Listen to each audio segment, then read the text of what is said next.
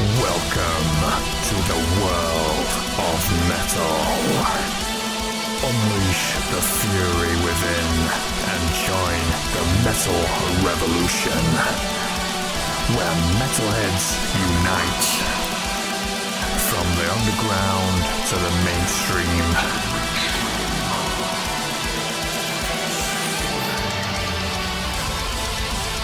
And this is your host, Luke Robinson.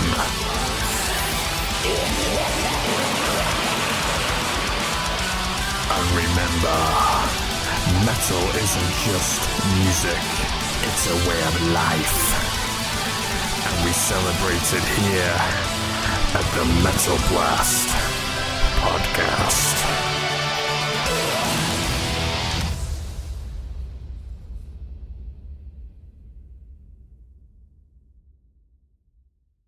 So, Keith, welcome to the Metal Blast Podcast. How you doing, man? Well, thanks for having me, man. I'm doing great. How are you? Yeah, very good, man. Yeah, very good. Like I was saying earlier, just moved house, so it's first podcast in the new house. So, Okay. yeah. So, Exciting stuff. yeah, definitely. More space and that. So, tell me about your upcoming album. Yeah, Nightfall has been something that's been kind of going for 2 years, almost to be 2 years in June, and conceived the project to be kind of my big return to music after being gone for a very, very long time, and raising my family. I have 3 children and stuff. So all of this kind of happened. I started writing again the very end of 2019 and going into 2020. And this was, after my mother had passed, and I was struggling very, with a lot of mental health issues because of losing her, and then several other people during that period of time. My father-in-law, my brother-in-law, both passed within 6 months of each other. My uncle, like there was just so much happening that it was affecting me. So my wife was like, you stopped playing music and that was your way to cope with stuff, and you need to do it again, basically. And she told me to, you never buy anything for yourself. You always buy stuff for the kids and me, but you don't do anything for you. So I want you to go out and buy a keyboard, and I want you to start playing again. Well, little did she know that by telling me to do this, I would jump right back into the music world completely. So I started writing again, and the creative juices just started flowing. Just song after song started coming into my head, and it almost felt like I'd never left. And in 2021, my dad took really, really ill. And, I was still doing this kind of as a hobby and just a little bit here, a little bit there. Still hadn't decided to actually do the project. I was just writing for myself. Yeah. But I wrote a song for him while he was home on hospice. So he was actively dying, and he only had a few days left to live. And I went down into my downstairs, and I recorded it on my phone. I sang it. I played it for him, when he was still coherent, and he reduced to tears after that, and he apologized to me for not supporting my music over the years, and the fact that that was something that I loved and wanted to do, that he was always trying to push me to do the things that he wanted me to do, right? And he told me that this is what I should do with my life. This is what I needed to do. This was my destiny. This was my calling, right? He used those words, and that's how the title of that song, the title of the album, actually was created. So when he passed, I played the song at his funeral in front of my family, and many of them congratulated me on just a beautiful piece of music. Still haven't released that song. I can't touch it without breaking down. So Mm. I'm gonna be asking a few of my friends for help on creating that one, because that one is just so emotional for me. I just can't do it. I just can't. But because he told me that, I started releasing some of the ideas that I had, and I got a couple of friends involved, and I came up with the name. And the name, Nightfall, was essentially to bring back that age of chivalry, something that has been lost for ages, that there's not enough people being kind, helping each other. Like I noticed that, especially during 2020, Hmm. with the pandemic and stuff, there was just so much hateful stuff that I was seeing on the internet while I was out, even just trying to get gas, just so much happening because of COVID. And I decided that I needed to create a platform where people could be kind to each other again. So that whole honor system, the code of a knight became very, very important and embedded in what I wanted to do. I also wanted to create music that was healing for people as well, that could take them on a journey and help them escape, the those mental drudgeries that we have to deal with in our day-to-day lives. And thus the album of Destiny Calling was born. My dad specifically used the word destiny in one sentence and calling in another. Was one of the last couple of things that he said to me. So I created the main title track, and the music, I wrote that song shortly after he passed, and it's all emotion, it's all love. And the lyrics of that song is just so much calling people to fulfill their destinies. You have something in your life that you want, that you're supposed to do, right? And Yeah. For us musicians, we can help people through song. We are the bards of our generation, right? So we can help people through our music, and that's our calling. That's our destiny calling. And that's kind of how I created the whole platform around the album. And then I wanted the songs on the album to be very eclectic. So I didn't want to be defined by any one genre, definitely with the symphonic metal stuff in mind, but there's 80s themes. One of the songs is Jessica, one of my singers, she refers to it as Disney metal. So it's basically like a musical. That's Remember My Name with Adrian and Jessica singing on it. And then there's just little nuances that are plastered in of pop music, folk music. Like there's all sorts of little things plastered in within the songs if you listen. And I just wanted to do something eclectic like that, and it kind of helped me develop my own orchestral composing style. Yeah, yeah, that's amazing. Yeah, you explained that all quite well there. Um, yeah, you've got quite a lot of guest musicians on Yes. this album. So, do you want to name the guest musicians and what parts they played on this Sure. album? Let's go with let's start with the vocalists, and then we'll move to the guitarists afterwards. So with the vocals, the first person to sign on was D Wolf, which I didn't know what I was doing when I first started this whole thing. So I was told about an app called Fiverr, and I went and I looked for a vocalist that I felt could handle Waiting for You, which was my tribute to the 80s. Very much, it was also a tribute for my father-in-law because he loved Van Halen and the 80s music and stuff like that. And I wanted to do something for him too. So I probably listened to 200 vocalists on that app, like went to their pages and listened. Nothing was popping out at me of who I wanted to work with on this song. And then I randomly hit her. She was like one of the last ones, and her voice was different. It was lower tone for a female vocal, and she had such soul in that voice. And I was like, this would be really cool with the 80s style, mixing that together. It would be different. So I reached out to her, and she agreed to take on the gig, and we set things up, and boom, she became the first vocalist of Nightfall. And then she went on to do the vocals for the Musketeer, that rapid fire vocal that I wrote, that everyone is kind of like, how did she sing that? And I was like, she's good. And then she did my other 80s tune, which is the symphonic cover of Invincible, which she nailed it. Pat Benatar is a powerhouse, but Dee's also got a powerhouse of a voice, and she nailed that one. And then while I was making all of this with her, and Patrick was the first guitarist to sign on. He's a personal friend of mine. He's married to my wife's best friend, and that's how I connect. That's how I connected with him. And I actually started this whole project because I needed help learning how to do the production side because I hadn't ever done that before, and he knew how. So he was showing me some of the, tips and tricks of how to, use DAWs and all of that stuff when I knew absolutely nothing. And then he ended up playing guitar for me too, but we'll get to him in a little bit.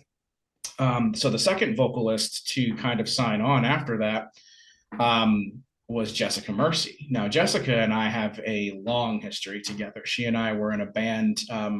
It's her band is called Inaria, and we were in the original version of Inaria when it was called Events Ethos. And this was back in I think I joined back in 2006, 2007 ish. And then she joined in 2008, and we released one EP in 2009, played shows for about 6 months, and then everything just kind of fell apart due to egos and all of that jazz. So then shortly after that, I took the step away from music. So I didn't think, I hadn't talked to her in close to a decade, honestly. So I reached back out just to let her know that I was going to be doing this. And, she talked to me about re-releasing, the Inaria stuff, the Events Ethos stuff to their platform. And I said, yeah, that's fine. It's time that music gets heard. It's been over a decade since anyone's listened to it, but here's what I'm doing.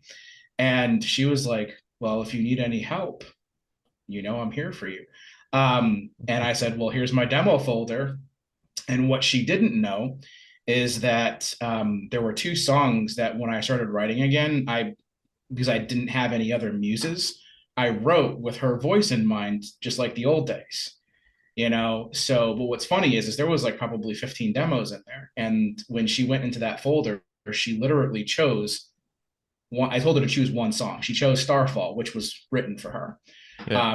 And I didn't tell her that, but the other one that was on there that was written for her was Farewell. And originally she was just going to do one. And then she also told me that she absolutely adored Farewell. And, if I wanted her to do another one, she would be willing to do that. And then all of a sudden she chooses Farewell too, which are literally, she picked out the two songs that I wrote for her initially anyway, which was crazy. And then, of course, she went on to do the vocals for the narrator and Remember My Name. She did the vocals in Raise Your Fist, and she and her husband, Sergio, actually helped write that song. I had the composition, but she and Sergio helped me with lyrics and melody and stuff like that, too, with the vocals of that track, which was pretty awesome. And then she also helped a little bit. She changed some of the lyrics in Starfall from my initial, so she helped write the lyrics of Starfall. She's multifaceted, multi-talented. I've always loved working with her. She's a fantastic human being. And then, of course, on Destiny Calling, she helped me with all the harmonies and figuring out all the parts for that song, since that's an ensemble piece where everybody on the album, almost everybody, a good chunk of the people on the album come on to sing that one.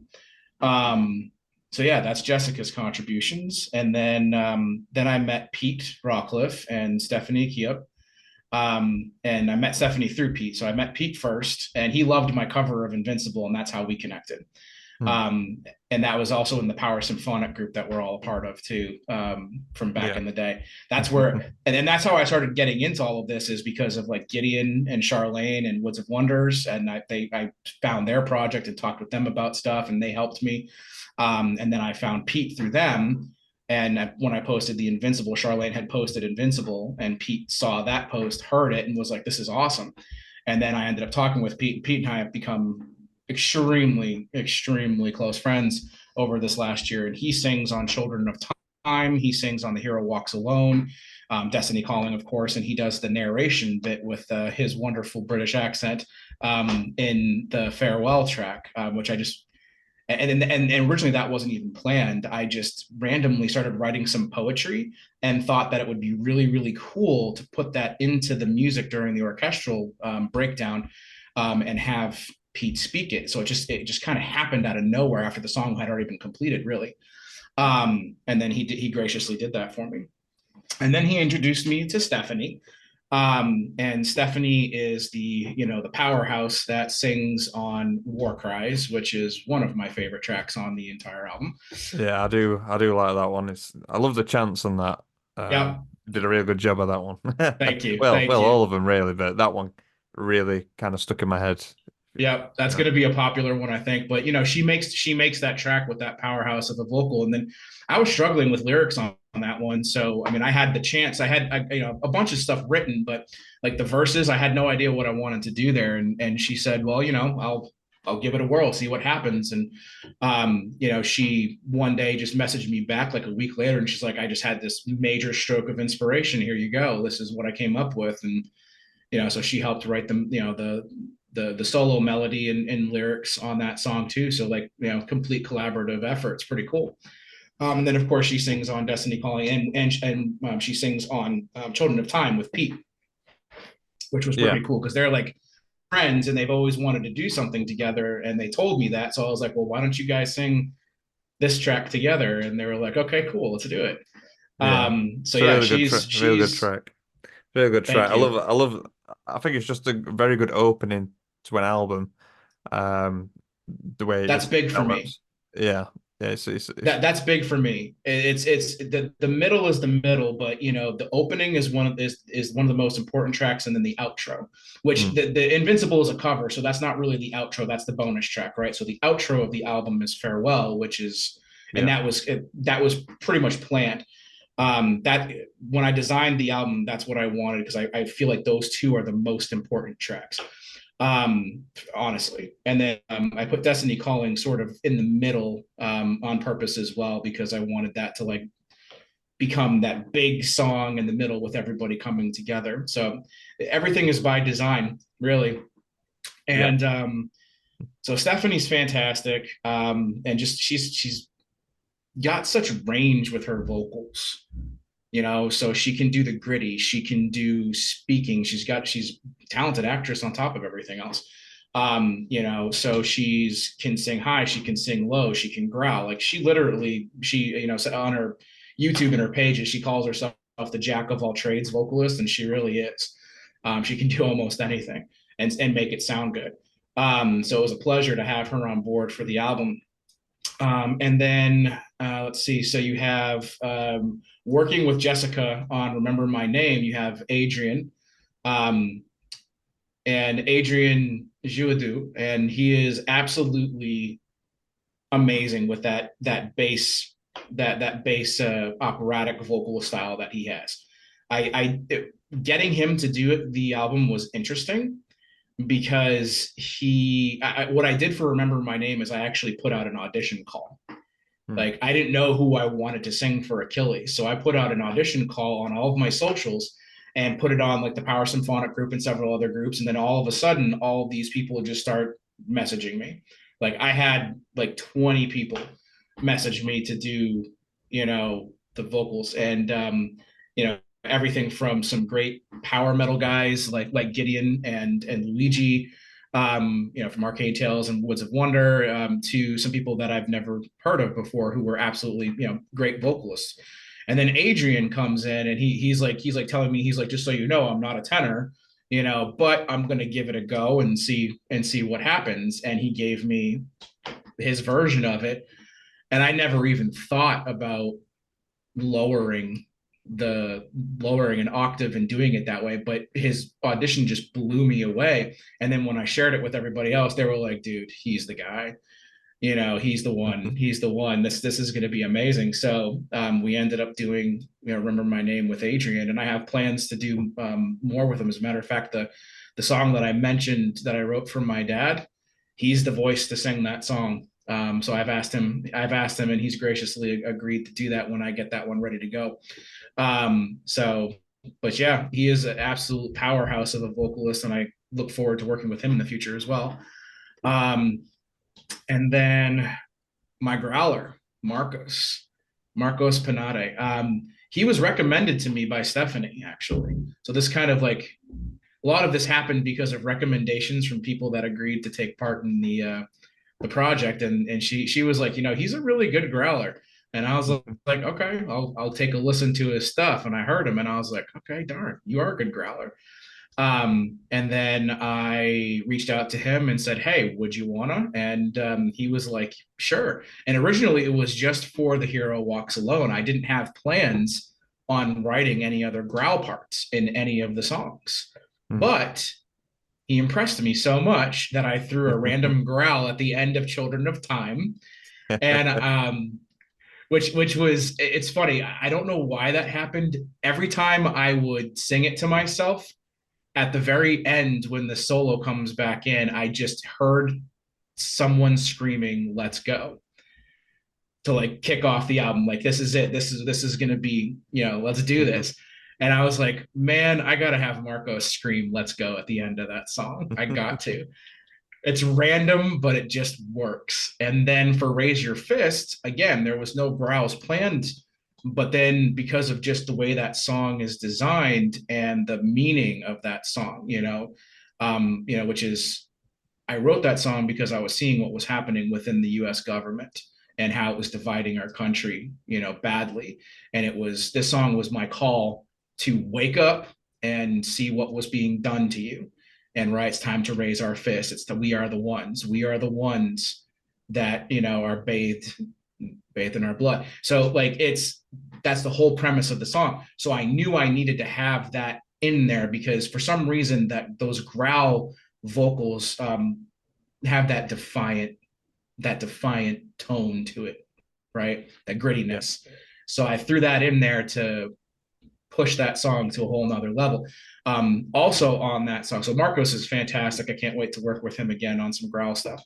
But we also got Susie as Scarlet. So originally, if I could have, I would have gotten, of course, I would have tried to reach out to, if she wasn't so big right now, but Nora Luhimo. I literally wrote that song with Battle Beast in mind because that her vocal was in my head the entire time. Then I was told, why don't you, someone who's, not doing a ton of stuff right now who might be able to do it is the original Battle Beast vocalist, Nit Vallow. And I was like, okay, let me see if she'll be willing to do it. And we talked a little bit. Circumstances just timing wise just didn't work out. She's busy with, her projects. I think it's After Affinity and Dream Tale are the projects that she's been busy with lately. So it just didn't work out. And then I was recommended Susie, who had sung on the Woods of Wonder album. And I reached out and luckily was able to get in contact with her. And, she sang with Jess on Raise Your Fist. Originally, it was just going to be her, but it was missing something. Like I realized that because this is such like it's like a protest song, it almost needed more than one vocalist to get that message across. There was just something missing. So then I added Jess to the mix and that worked out brilliantly. And then throwing Marcos in there too. So that's how Raise Your Fist was created. Let's see who else on that. I think is that everybody on the vocalist side? I think that is. I think that's everybody on the vocalist side. And then of course I sing on it too. So yeah. I sing the In Destiny Calling, and then I sing in The Hero Walks Alone. I'm that grittier baritone in The Hero Walks Alone.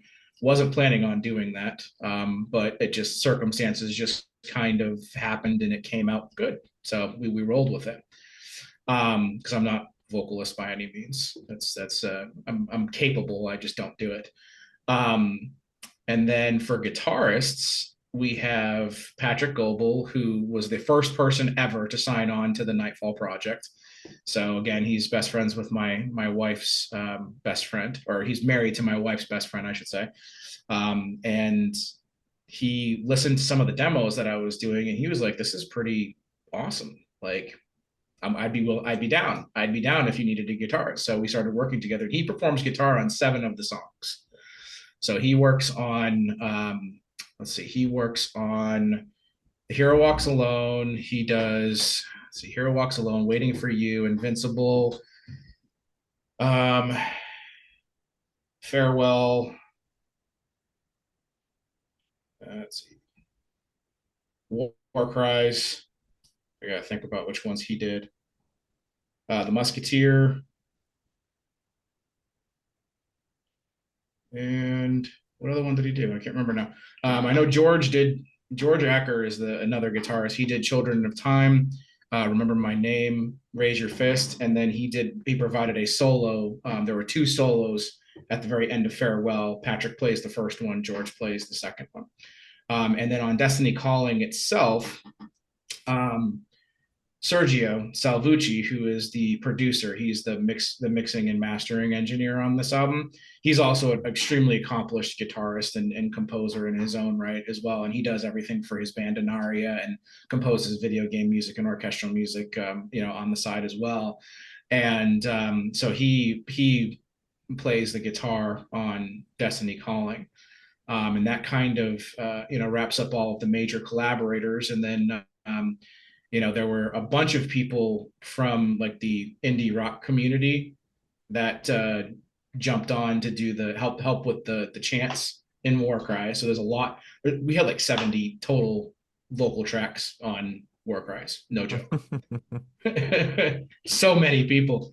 So there were a lot of people that took part in that. Several people gave multiple takes. Like I did like 5 or 6 myself, with different intonations, lows, highs, growly.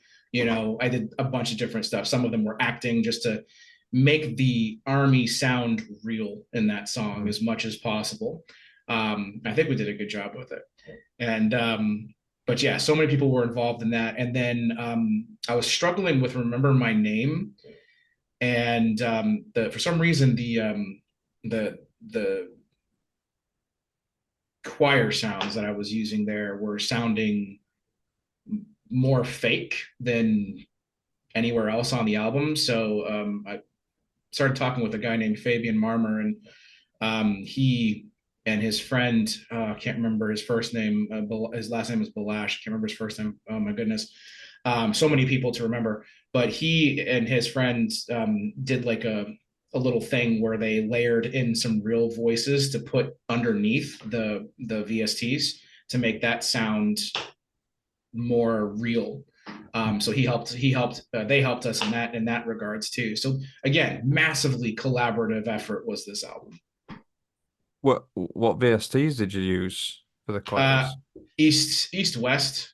It's just the way they were sitting in the song. Like Yeah. you could sit like the other songs, the way they were blended, it was okay because Remember My Name was a little bit more open.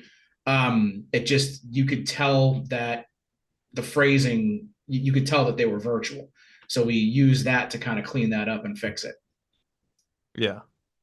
Yeah, definitely. Do you use all East West for like orchestral stuff and For the most part, I use that because that was, again, I'm a musician on a budget. So East West is a monthly, like I can have the entire SoundCloud that they've got for a monthly fee of $20 a month, which is completely affordable instead of spending thousands upon thousands of dollars on virtual instruments and stuff. I've now started looking at stuff in Contact. I've started looking at other ones that you can purchase and then add to the library. So I'm growing my library slowly but surely. So I will eventually have a lot more stuff to work with. But yeah, I primarily used East West for this. yeah. Yeah, definitely. I've not really used East West, but I know what it sounds like. I know that it's really good stuff. Yes. But I didn't know you could do that with a $20 a month. That's pretty cool. The entire catalog is available for $20 a month. Yes. I might have to jump So, on dude, that. and listen, they've added so much stuff. Like even in the last year, they added this entire fantasy series, which I now use a lot. The fantasy series is brilliant. They've got everything from like fantasy fiddles to lutes to dulcimers to hurdy-gurdies now. They've got, and it's all recorded, like it's all real samples. And then the VSTs that they have for the solo vocalists are amazing. Like these are again recorded actual recordings of these vocalists that are singing. One of the fantasy ones, the vocalist is singing in Elvish. That's crazy. I was like, yes, please, more of this, please. Yes, I want more. So I've been having a lot of fun, and over the last year, I've learned a lot more of how to use the actual virtual instruments and blend them and actually go in and mix them in the patch and create my own patches and stuff like that of the sounds that I like to get my kind of signature that I do. Because I approach composing very differently than people because I don't know theory. I do everything by ear. It's all by ear. That's crazy because it's quite complex what you do. Yeah. Um, I I can't wrap my head around how someone can do an album like what you've done, but not know theory. Yep. I For don't me, know. that's crazy. I don't know theory. I do everything. I just hear it. I hear it, and because of the tools, I can mimic what I'm hearing in my head. I've listened to so many scores over the years. Like I love, Hans Zimmer, Howard Shore, James Horner, even some old school ones, Henry Mancini, John Williams. So I've grown up loving classical scores. So, and then I fell in love with symphonic metal. So I've been listening to the music for 30 to 35 years of my life. I'm 40. So I've been listening to music like that for so long that it's ingrained in my head. I know how the instrument should sound. But even when I did violin as a kid at 7 years old, I didn't know how to read music. My teacher would play it on the violin and I would mimic it. And that's how I would learn because I struggled so hard to read music. Yeah. I mean, also because I know theory, I know the rules, and then I deliberately try and break the rules. Whereas if you don't know theory, I suppose you don't know the rules. You're Right. kind of just going, right, I'm just going to play this. I'm going to go over here. I'm going to use this note. And I don't know. Maybe that's the way, the way you write, which is nothing, there's nothing wrong with that. But for me, it's just like, it's sometimes hard to break those rules because I'm just stuck on those chords, those scales, sort of things. But My favorite composer is Hans Zimmer, and he breaks the rules all the time. He yeah, asks musicians to create new sounds and new instruments. That's how much he breaks the rules because he wants this specific sound Mm. on this moment, but there's no instrument that can make this sound. So I idolize him as one of my favorite composers because he does stuff like that. He's amazing. Have you And seen then Hans Zimmer live? Have you seen one of his I shows? I have watched videos of that online, but I have not gotten a chance to see him live. Like I definitely want to. Yeah, I've seen him once in Birmingham, but he plays in the UK quite a lot. So I saw him in Birmingham on his tour, and then it was only like a year later, and he was back touring the UK again. Yeah, But yeah, if you ever get the chance, definitely go see Hans Zimmer. Is it's a treat. is yeah, definitely. I love his Um, music. but he'll have all different musicians just walking on just for a song, like just for the Lion King theme, and then everything will change, and he'll go to some other film like Pirates of the Caribbean or something. But yeah, I liked the Dark Knight, the the opening scene of Dark Knight, with Joker and all the clowns when they're robbing the Yep, bank, and I was thinking that's like a synthesizer. It's just like that one note, that really sort of high pitched screeching sound that you kind of hear throughout the first scene. And right. really, it's just a cello, just like scraping on the strings right at the where the bridge is, sort of thing. I was like, I would have never known that was a cello. I just thought that was just some synthesizer or something. Oh, you can create some really cool things. Like eventually, that's something that I would like to do too. Is try to figure out, hey, I want this kind of sound. How do we make this happen and make it sound the way that I'm hearing it in my head? It's just cool. Like that kind of innovation is the reason why music propels forward ever onwards. You know what I mean? So I love that stuff. And the stuff that he's done with flutes too. Like nobody else has done some of the things that he's done with some of his flautists that he's asked to do some of the things that they've done. Like Yeah, impossible things to play that he's pushed them outside of their comfort zone to actually do. yeah. I would say that same with John Williams, Yep. with the woodwind section and that, especially with the Star Wars stuff. It Yep. really does take you to a different world, which is what he's trying to create. Yep. The goal. Um, but yeah, I'd I'd I'd have loved to have seen John Williams, but I've only seen I've Now only him I got to see because he used really to yeah. I used to live in Massachusetts and he used to like conduct the Boston Pops Orchestra Hmm. in Boston, Massachusetts. So I got to see him a bunch of times when I was younger because my parents absolutely adored him. Yeah, yeah, he is fantastic. Um, so just a couple of questions. Sure. So who are your musical influences? Any bands that's made you, want to do what you're doing? So for metal, the first band that ever jumped out at me was Megadeth, believe it or not.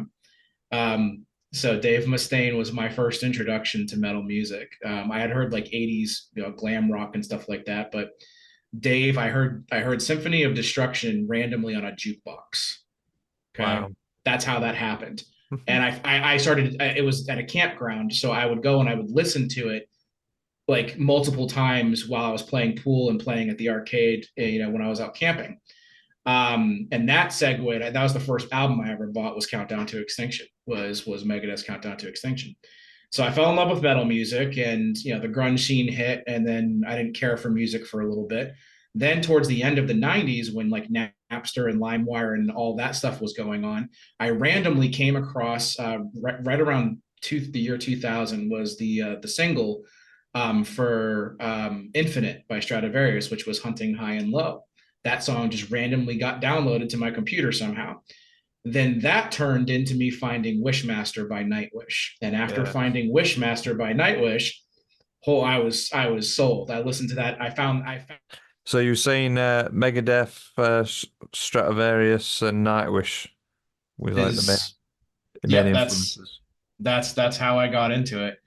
But yeah, once Nightwish hit, that was all she wrote for me. Thomas was the way that he approached composing, and the fact that I remember reading on their website that his favorite composer was Hans Zimmer. Hmm. So like it was just kind of kismet that I found them because Hans Zimmer was my favorite composer. So um, yeah, after finding Nightwish, that changed my life. Then Century Child came out, and that was, they added Marco to the mix, and the compositions there were absolutely brilliant and beautiful. And then what really sold it for me though was when they did Once. Once to me is almost the perfect album. I love almost every track on that. Even some of the ones that people usually skip, like the Siren and stuff. I love that he did so much different dynamics on that album. Like there's so much different stuff there. He's got, the power metal stuff. He's got the heavy stuff. He's got the beautiful orchestral stuff. He's got, the standard symphonic stuff, but it all sounds different. Like, it's crazy. Then Creek Mary's Blood with the Native American influences. I mean, just like so many cool things happen on that album, which yes, for the Nightfall stuff, that's definitely one of the biggest, one of my biggest influences musically is the writing of Mr. Halopain in there.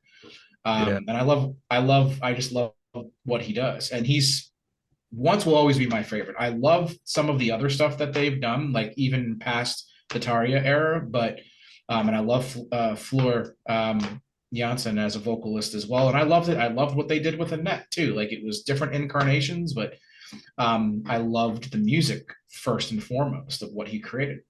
So major, major, major influence on me. But Once is always going to be that pivotal album for me, the one that changed my life.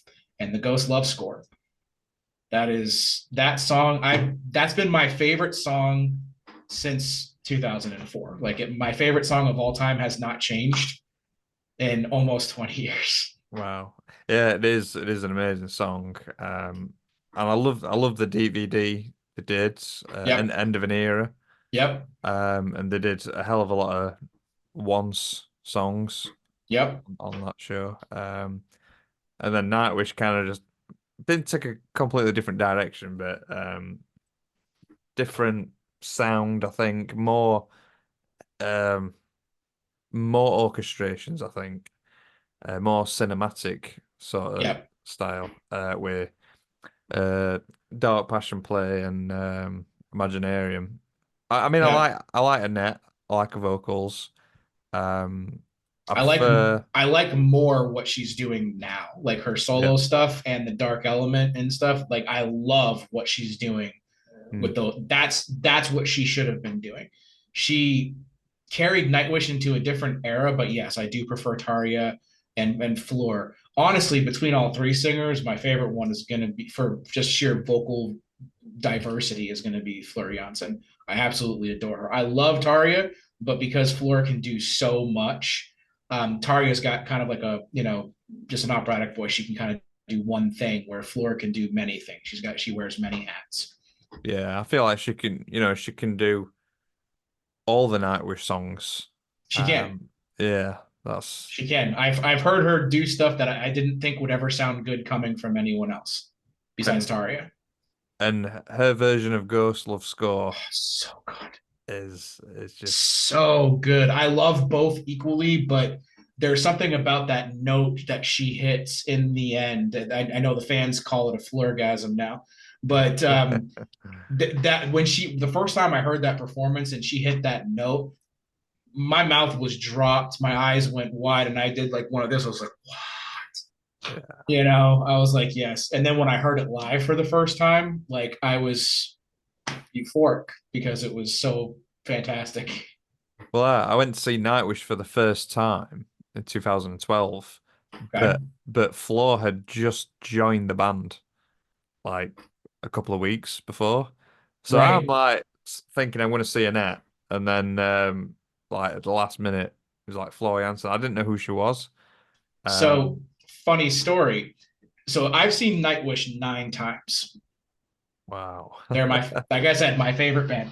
I first saw them in 2004, and so I got to see the Taria era and everything. So I've seen performances from every single era of Nightwish. So I got to see that performance. The most that I've seen is definitely from the Annette era. So I saw 4 performances with Annette. I saw 1 performance with no, sorry, 5 performances with Annette. I'm sorry. So 1 performance with Taria, 5 performances with Annette, and then 4 performances with Fleur. Actually, so it's actually 10. I didn't even realize that. Wow. I didn't realize that That's because I went to shows in like they did shows in um like Massachusetts and then Connecticut. So like I would go to both. Like there was one in Hartford and then one in like Worcester. So I would literally like the next day I would go down because it's only like an hour and a half away from where I live. I would go down to the Hartford and catch it again. I love that. But the Tario one was special because it was back when they weren't big in the United States. So they played in smaller venues to a right. smaller crowd. And when they came to town, they weren't huge. So their tour bus would come in and they would literally hang out with us while we waited for the show to start. Yeah. So they did that. So I got to meet Taria. They stopped and went to go to dinner, and she greeted everybody. And I spent a bunch of time talking to Marco actually during that concert before the show started, because he also wasn't big at all at this point. Nobody really knew who he was, except for people that knew Taro, which mostly Europeans. So in the United States, really nobody knew him. And I spent some time talking to Thomas. But the best part of that show was it was in a small town in Ohio. I actually drove all the way to Ohio because I missed the one in Massachusetts and I was not going to miss Nightwish. So I drove with a buddy all the way to Ohio, which is about a 15-hour drive. Okay. Wow. So 15-hour drive cross country and went to Ohio in Lakewood, Ohio. And the best part is, and it was well worth it, there was one hotel in the entire town. The band ended up staying at that hotel with us on the same flipping floor. I got to drink wine and beer with Thomas and Marco after the show. Wow. That is crazy. That's insane. Best experience of my life. And then randomly, a year so after Ataria left the band, Thomas was in New York City. Okay, he was there. He was there, talking to Nuclear Blast USA about some stuff. Apparently, he was there for a business meeting. I happened to be in New York City. I didn't know he was there. Right. I went to the Virgin Megastore in Times Square, which is like the biggest. I don't know if it's even still there anymore, but it was at the time the biggest record store in like the world. It was like 3 The floors of records and DVDs. Virgin Media. Did you Yeah, say? the Virgin Megastore in New York City, which originally was 3 floors of albums, and then the bottom floor is like DVDs, like Yeah, just an entire. in Times Square. Yeah, Yeah, I don't think it's there anymore. I it's went not there. 2 years ago, but Anyway, I went down into the basement with the person I was dating at the time, and lo and behold, who was standing there looking at movies and has like The Gladiator and several other things In his hand is none other than Thomas Alva. And this is when they still hadn't announced Annette as the vocalist. I tried to get it out of him, but he wasn't having it. But he Yeah. did remember me at the time. It was funny. He did remember me from the because we did spend some time together a year prior after that show. So he did remember me, which was kind of cool. And then the last show where I did the meet and greet, I think the last time I did meet and greet was in 2017. So I did meet and greet with them in 2017 when Floor was with the band, and I asked him again if he remembered me from that show, and he said yes. And then Mark was like, "How I feel like I've seen you at a lot of our shows. How many times have you seen us at that time?" And at the time, that was my 9th time. And I told him that. He stood up, shook my hand, and gave me a hug and told me thank you for being such a supportive fan of Nightwish, which was another cool experience. Wow. That is crazy. So, you have obviously I suppose it's like I don't know, you've supported them so much that you kind of I don't like the word deserve, but it's like you've kind of deserved to meet them a few times because you've Yeah. supported them, and it's their way of saying, you know, um, giving it back. So, but Yeah, every experience that I've ever had with that group, and in every incarnation has been fantastic. Like I did meet and greets back when Annette was doing it too, so I got to meet her. I've got multiple. I've got this was from Endless Forms. I've got a picture on my wall here from that. That's completely signed by the entire band. I've got a poster from the Imaginarium tour that was signed by the entire band on my wall. So the only one I didn't have that was completely signed was the one with Taria. But somewhere I have my original ticket stub, and that's got Marco and Thomas's signature on it. wow, I'm hoping that someday I'll be able to find a poster from Once that has everybody like Impu and Yuka and all of that on it signed so that I can have at least something from each of the eras of Hmm. everything. And I'm hoping that I get to see Taria with Marco at some point too. Yeah, they're kind of doing. Are they've been playing live? Of the Yeah, yeah. yeah, and they just recorded their that new song together for the first time, which is actually really good. Kind of made me tear up a little bit because it's the first time they've sung together in 20 years. Yeah, I've not heard it. It's pretty I good. will listen to It's it. pretty good. Um, More nostalgic than anything else like this. If you loved their voices together, this just is music to your ears. mm, yeah, yeah, definitely. I mean, um, I've met Nightwish, but only at Download Festival. It was just Gotcha. like a signature sort of thing. That's I said hello to every one of them, and I said to two of them, it's like, oh, just very quickly, thanks for all your albums, and you're like, oh, thanks for listening, and that's it. You know what I mean? The Yeah. queue moves along, and then I rejoined the queue again because Gojira were doing a signing after, so I thought, oh, I'll go meet those. But yeah, but the first time I saw Nightwish, Flo had just joined, but there was no from the car park where we were parked, nothing was open, and we was like busting like to go to the toilet, and there was nowhere open whatsoever. It's like, well, we'll just have to go to the venue early. Surely there's got to be a pub next door, and there was, and that's where Flo was hanging out, signing signatures and taking selfies and that. I was like, you know what What? I mean? So we wasn't actually planning on going to the venue that early. And You that know just what I mean? happens. See Kismet. Yeah, so we just like, well, we'll just go, you know. Um, and that was that. But yeah, so such an incredible band. And to be fair, it does make sense that Nightwish are one of your influences. Yeah. Um, but with Megadeth as well, it was weird because I actually watched the Megadeth DVD last night that I've had for years, and just never opened. The Rust in Peace Yeah. 20-year anniversary. I watched that one last night. See, my favorite era of that band is still with Dave and Marty. Like I love Yeah. Marty too. Marty Friedman is also one of my favorite guitarists. I'm also a huge fan of Jason Becker, Love Jason Becker. Like Jason Becker, I'll take Jason Becker over Yngwie any day. I love the way that he plays, and it's still he's an inspiration that he still writes music, even though he can only move his eyes. You know what I mean? He still writes music. He found a way to continue doing the thing that he loves. You know, even against all odds, he figured out a way to do it, which is crazy to me. So such an inspiration.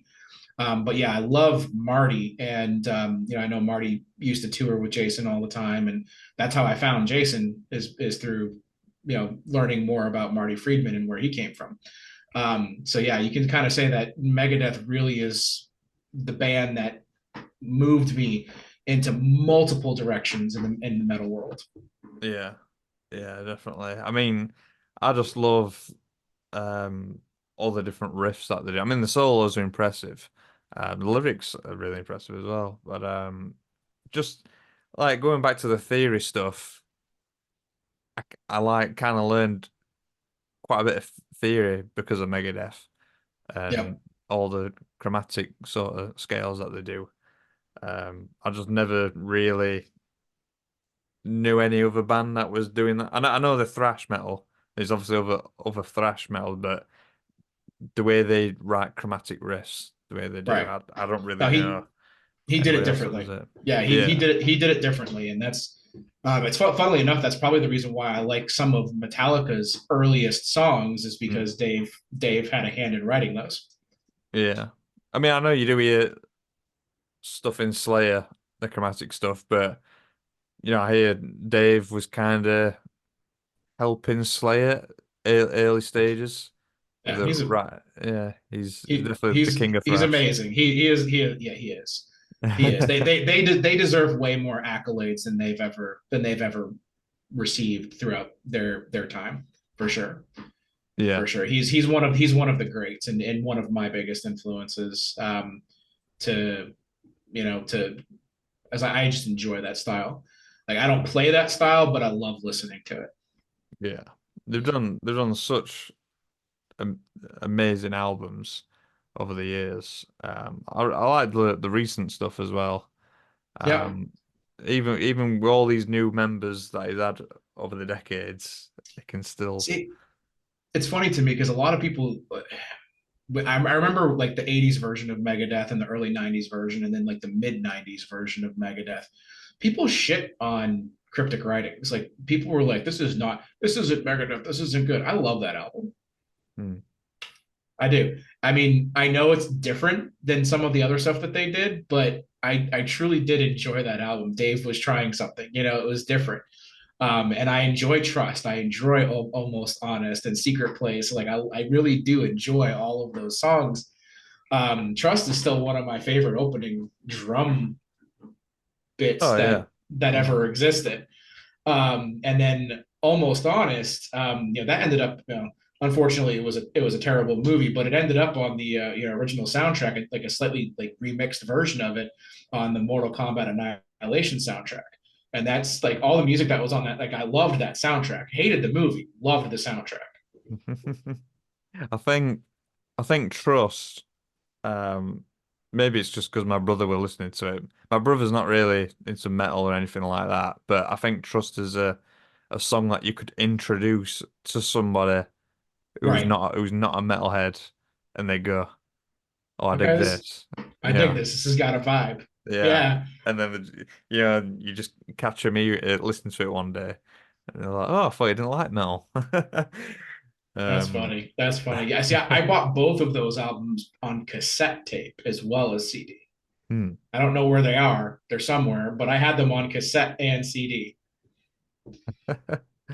My first CD was Megadeth CD, Countdown to Extinction. Yep. My auntie was like, "Gotta buy this album." I was like, "All right." I listened to it. It's all I listened to for like a year or two. It was just I like, mean, it's got in my opinion, it's my favorite. It's my favorite Megadeth album. I love it from start to finish. Some of the titles that he comes up with, Foreclosure of a Dream, like some of the titles that he comes up with are just so out there. Like I sometimes I look at the album just to see what names he comes up with for the songs because they're ashes in your just mouth. yes, I know it's like crazy. Psychotron. Like, what? What the hell is Psychotron? That Ashes in Your Mouth though, like it's just riff after riff after riff, Yeah. and there's some weird rhythms in that as well. Um, Especially in the intro. Oh, well, in the verses actually. It's Yeah. got like a weird time signature. Um, it's got like a it's just got an extra bar that's just got a different time signature to the rest of the verse. Um, I don't And know how somehow he. he makes, I was gonna say, somehow he makes all that work though. Like it's crazy because you're right. A lot of the songs are so intricately woven together, Hmm, but somehow he's able to find a way to make all of it sound the way that it should. It's crazy to me. yeah, yeah, for sure, man. Um, so just a few more questions. Sure. Or is there anything you would like to say about the upcoming album? Go get it. No, Yeah. it's of course, this is so the album for me, and this is something that a lot of people that have heard it so far have commented to me in private. They've all said, congratulations, well done. But the one phrase that a lot of them have been using is you can tell that this album was a labor of love for you. And that one statement coming from multiple people, that right there is the only thing that matters to me. Yeah. Um, the fact that they picked up on that, they picked up that everything was so carefully curated in the album, and that everything that I did came from that place in my soul means the world to me. Um, and that's what this album is. This album, a lot of effort went into this, and it is a labor of love. It took almost 2 years for me to actually get this to completion. Not because the music wasn't done, but there's a lot of moving parts to the music too. So there were multiple vocalists that they had to have, find their time to put their parts in. Then if sometimes I would find something even after the fact that I was like, this doesn't work now, the vocals are in, I got to fix it. So had to go in and do a lot of adjustments too. And I just want to thank everybody that worked on the album too, because everybody put their heart and soul into this, and you can tell. And then a special thank you to Sergio though, because he spent countless hours on this album with me, helping me produce it, helping me mix and master and all that stuff as the engineer. Whenever I had something I didn't like, he would help me find a way to fix it. If something didn't work, like he tirelessly worked on this thing while doing all the other stuff that he does, because he's a photographer, he's a videographer, he does mixing and mastering for his own band, which they're active right now with Anari, are putting out multiple albums at the same time. So the dude is like doing so much, but he still found the time to make sure that he gave this his full attention when it needed it. So definitely special thank you to him. There is something for everybody on this album. That's the cool thing. I've had people go, I don't like this particular song. And then I'm like, well, go listen to this one. And they're like, oh, you're right. I like this one way better. So I kind of tried to create this eclectic thing where everybody could have something on the album. And then lastly, the one song that I urge everybody to listen to, especially if you're dealing with mental health issues, if you've dealt with grief, loss, any of those things, is go listen to Farewell. Farewell is absolutely a song that comes from nothing but a pure place of love. And that song takes the listener through the 5 stages of grief. So it starts with, depression, denial, then moves into anger, bargaining, and acceptance. So the song is for my mother. It's a tribute to my mother and the feelings of guilt that I had, the way that she went. I was far away when she lost her faculties. So I wasn't there for her when her mind went. And by the time I was able to see her, she was already just a shell of herself. She couldn't speak to me. She didn't even recognize me anymore. And that is one of the worst things for a person to go through, is to have their mother who, I mean, I get it. Some people don't have great mothers, but my mother was an absolute treasure of a human being. And I always felt so guilty about not being there when she truly needed me. I mean, I know she understood. I had my family, I lived far away. She understood I had my job. I couldn't just drop everything. Right. And I know she's proud of me, but I was riddled with that guilt for years. And Farewell was cathartic and helped me get through all of those emotions. And I know if people listen to it, it will help them deal with their grief and be healing for them as well. So Yeah. Wow, it's amazing, man. You've been through a lot over the years. Do you feel proud of you've been able to accomplish this album? Because you've done a hell of a lot. yeah, Um, it's a huge accomplishment. I am very proud of it. If nothing else ever happens in my musical career, I've done this. The dream is achieved. I want to do more, and I want to, obviously keep doing this because I do believe that it's my calling to help people through music. And that's why Nightfall was created. That's why this album was created, is to be that catharsis for people. Um, but I am extremely proud of what we've put together, because it's not just, your normal run of the mill. I put some demos together and threw it out. This is money invested. This is tears. This is blood. This is sweat. This is a piece of my soul now is in existence. So it's a huge deal. yeah, definitely, man. Yeah, you should be proud you've accomplished this. I mean, it's difficult to find musicians, but like you said, like back in 2009, we were all banned. You were like, things weren't quite working out, and it's now that we've got the internet and we've got well, social media, so to say, Fiverr, you've been having to go down that rabbit hole of finding all these vocalists and that, and Right. you know, you've picked the right vocalists for your style of writing and that. So it's a lot of hard work. It is a lot of hard work, and it's every you should be proud of yourself for just Thank you. writing an album with what you want to do, because life is tough. Um, but this is in some way music's what keeps us going, Right. musicians. But when we don't have that music, like you say, you've had years of not writing music, and it's you realize you need it more than ever to Yeah. write music, and especially metal. Um, it's escapism. Yes. It's definitely escapism, but I think it also brings people together. Like It does. no matter where you're from or what you believe in, metal is, it brings everybody together. So It it's just the best community in the yeah. world for me.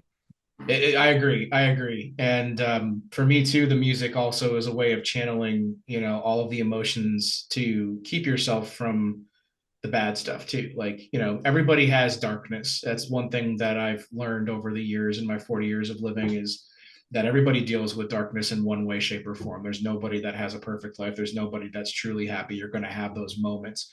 Depression is real. It can mess with you, right? So this is how we as musicians cope with all of the craziness that life has to throw at us. And I'm a father of three, if you can imagine, three children, 10 years and under, right? So, and they're all within 2 years of each other, so that right there can be stressful. Marriage can be stressful, as well. So, and then of course, your day job, all the stuff that you have to do as a homeowner, or there's so many different things that life can throw at you that can easily get a person down. And how you deal with it is a measure of your measure of who you are, and what you've built to cope. And part of the coping mechanism for musicians is writing music. That's how you channel the anger, so you don't misplace it and put it somewhere else. How you channel the sadness to get yourself back to a place where you feel right again. So that's one of the most important. And for people who listen to music too, it also does those things. So it's not just the writers, it's the listeners that can feel those ways, especially if the writers have those emotions that they put into the music, because you can feel emotions in music, which is one of the things why I love it so much. And you're right, metal is very diverse. So there's so many different things that you can do with metal, because you got the stuff that you're doing, for example, like the melodic, death metal, symphonic metal that you do, plus all of the extra stuff that you do on top of that, with the turning, like popular songs into like symphonic covers and stuff like that. I love that, by the way. That entire series is fantastic. I enjoy it so much.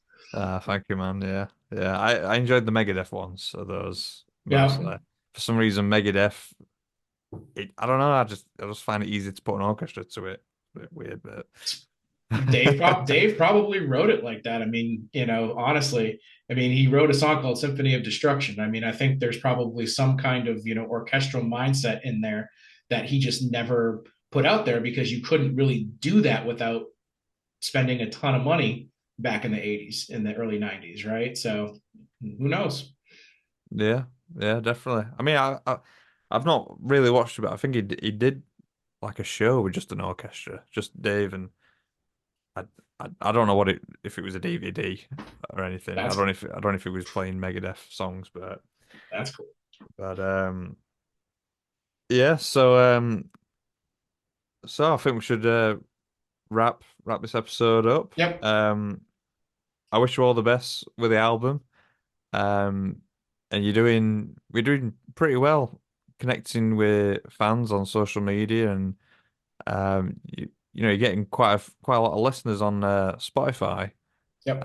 I've noticed. So just keep on doing what you're doing, and I look forward to what you do next. So Awesome. yeah, No, I appreciate it, man, and you taking the time. And I've been hopefully at some point I'll get to do something where I can invite you in too, because I've got lots of plans, and I respect the hell out of you as a guitarist. I love watching you play, so I definitely want to work with you at some point. yeah. That'd be great. That'd be awesome. I mean, obviously we love similar type of music, the Yeah, symphonic stuff. So absolutely. yeah, I think that would definitely work. So yeah, well, all the best with the album and that. Thank And you. I'm glad to hear that you're doing music again, and it's been awesome, to hear your story and the journey so far. So yeah, all Appreciate the it. yeah, all the best, man. Enjoy the rest of your day. Yeah, you too, man. Have a good one. Yeah, same to you, man. Later.